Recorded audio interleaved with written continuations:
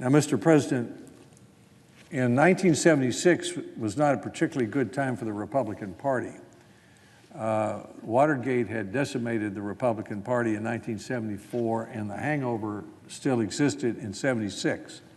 But one good thing that happened was the election of Orrin Hatch from Utah to the United States Senate. He was a boxer as a kid. He grew up the hard way. He joined the labor union, moved to Utah, and won a Senate race that he wasn't supposed to win. I happened to be here in 1977 in January as administrative assistant to Howard Baker, who was the newly elected Republican leader of the Senate. There were then only 37, 38 Republican senators, but I was impressed with their vigor and enthusiasm, and no one impressed me more than the young senator from Utah. Here's what he was doing by 1978, and I want to read a paragraph from The American Senate by Neil McNeil and Richard Baker, which I think is the best history of the Senate.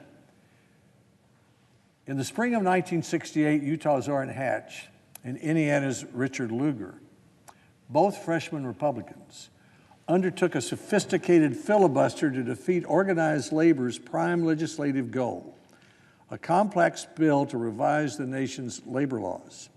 First, they relied on traditional tactics, much talk, quorum calls, and all other dilatory maneuvers. This is 1978.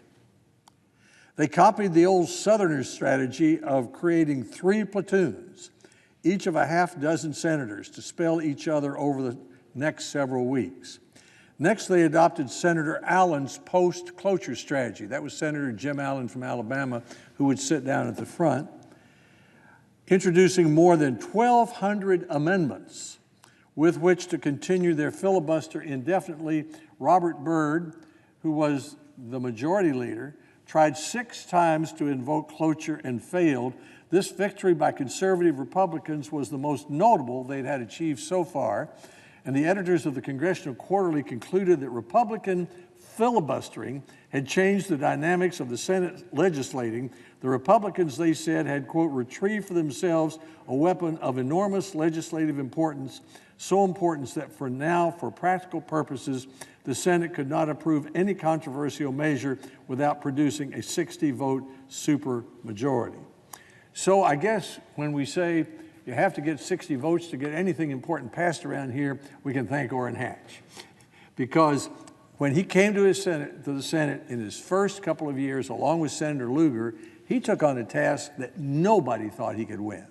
The primary objective of organized labor in a Democratic Congress with a Democratic president, when Republicans only had 37 or 38 votes in the Senate, and he stopped it. That's typical of Senator Hatch's persistence. He later became chairman of 3 important committees in the Senate in his 42 years here: the Health, Education, Labor, and Pensions Committee, the Judiciary Committee, and the Finance Committee. Like many senators, he realized not long after he was here that it's hard to get here, it's hard to stay here, and so you might as well try to amount to something while you're here. And amounting to something means getting a result.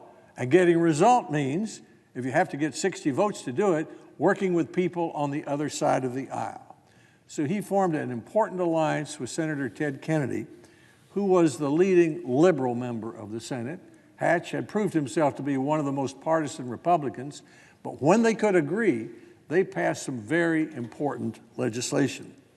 There's the Hatch-Waxman Act.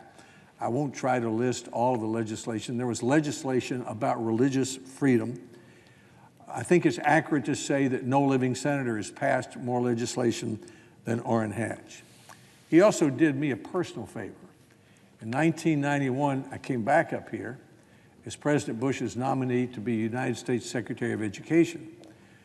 I should have known better, but I sold my home, put my kids in school. I forgot I had to be confirmed and that anybody might object to it. So I go before the Democratic-controlled Help Committee, and Senator Metzenbaum of Ohio says, Governor Alexander, I've heard some very disturbing things about you, but I don't think I'll bring them up here. And Nancy Kassebaum said, well, Howard, I think you just did. She was a senator from Kansas. And so for 2 or 3 months, I just twisted in the wind there, wondering whether I would be confirmed by the Democratic Senate. Late one night, somehow Orrin Hatch came to the Senate floor and got me confirmed by unanimous consent. I spent 22 months as President Bush's education secretary. I think he was a consequential education president with his America 2000 and his summit of governors on education, his advocacy for start from scratch schools, which we now call charter schools. But I have Orrin Hatch to thank for that confirmation.